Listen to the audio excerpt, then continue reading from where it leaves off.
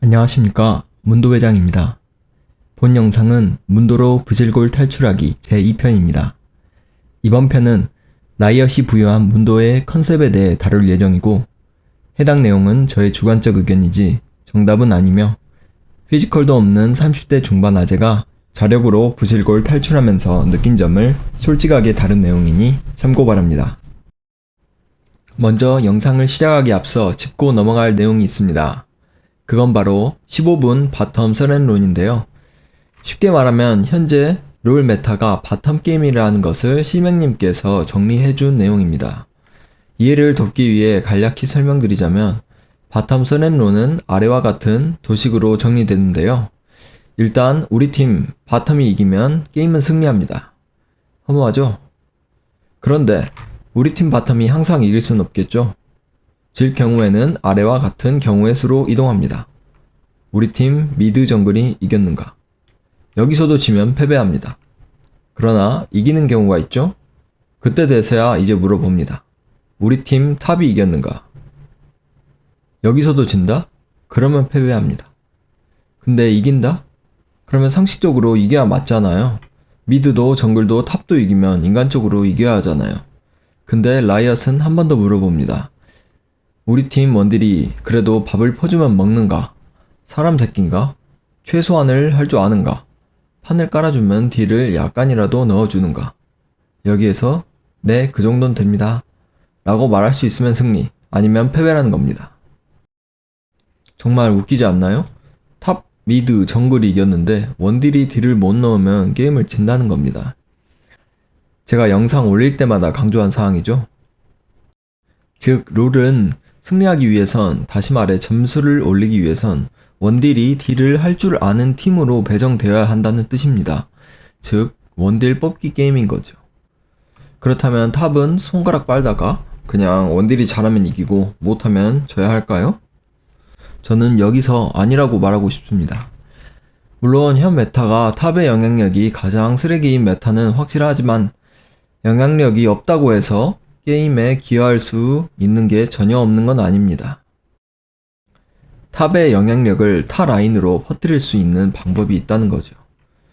그렇다면 탑 문도로서 문도가 해야 하는 역할이 무엇일까요? 이걸 설명드리기에 앞서 우리는 문도 박사에 대해 정말 심층적으로 이해할 필요가 있습니다. 자, 질문 드리겠습니다. 문도는 탱커입니까? 정답은 탱커일 수도 있고 아닐 수도 있습니다. 이게 무슨 말이냐면 일단 라이엇이 분류한 문도의 카테고리 자체는 엄연히 전사입니다. 그런데 왜 사람들은 문도를 탱커로 알고 있을까요? 그건 문도가 체력 위주 탱템을 갈 수밖에 없게 챔프가 설계되었기 때문입니다.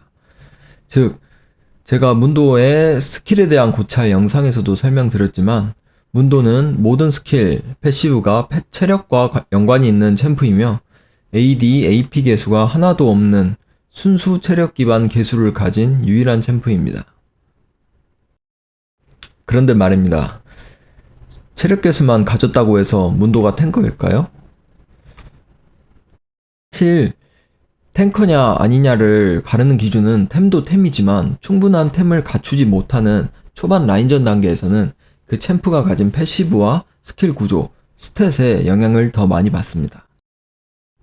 일반적으로 퓨어 탱커라고 불리는 챔프들을 보면 템은 당연히 탱템을 가긴 하지만 패시브나 스킬 등이 방어에 특화되어 있는 경우가 많거든요. 예를 들어 오른의 경우는 패시브 효과로 인해 후반까지 가면 정말 미친듯이 단단한 방어력과 마방 스탯을 가지게 되고 스킬도 거의 대부분의 스킬에 CC기가 범벅입니다.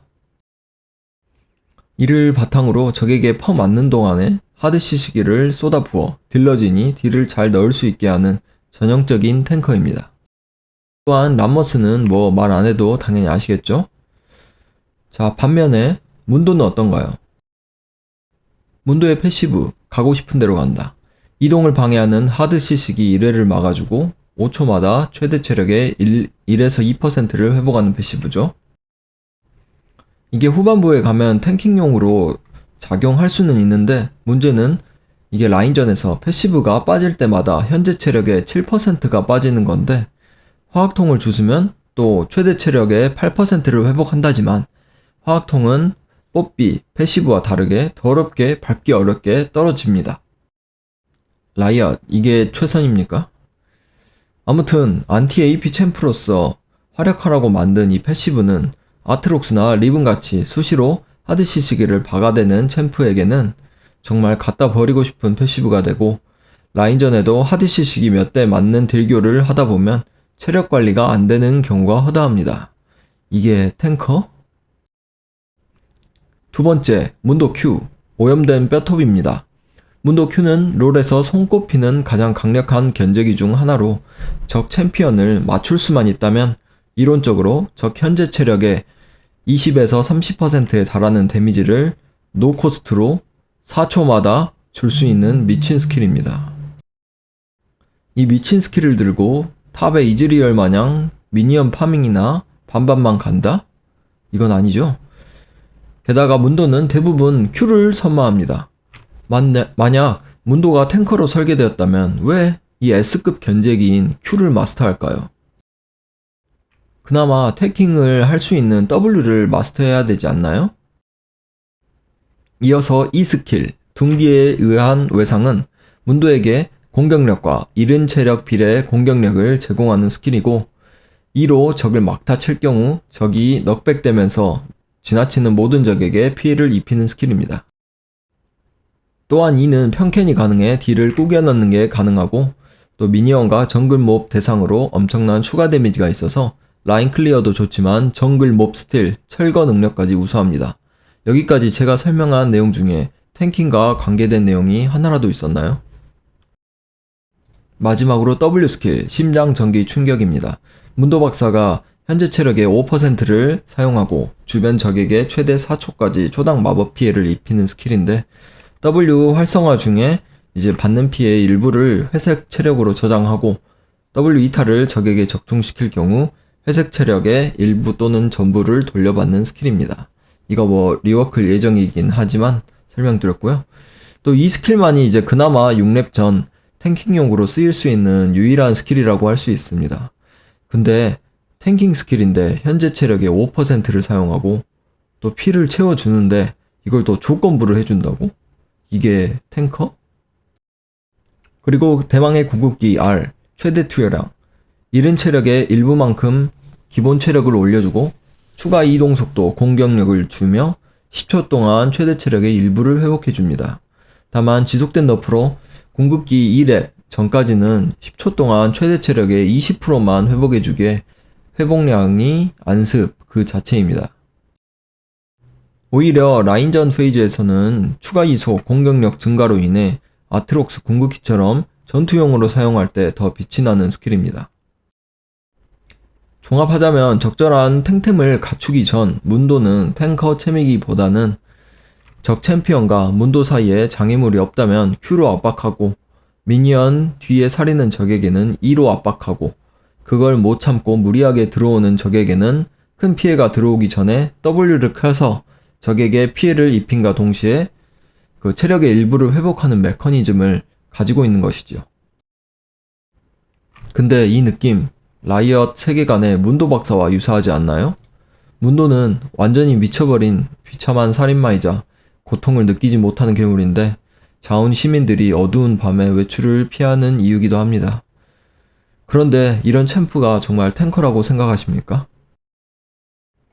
물론 체력 개수 특성상 체력 탱템을 위주로 두르는 문도는 후반부로 갈수록 탱커에 가까워지지만 초중반까지는 적 챔프를 적 타워에 박아넣고 정신없이 치료하는 모습이 더 어울리는 챔프입니다. 여기까지 라이엇이 부여한 문도의 컨셉에 대해 공략해봤고요. 3편에서는 이런 문도를 가지고 라인전을 어떻게 해야 되는가에 대해 다루겠습니다. 긴 시간 동안 영상 시청해주셔서 감사드리고 여러분의 구독, 좋아요, 알림 설정은 영상 제작에 큰 힘이 됩니다. 감사합니다.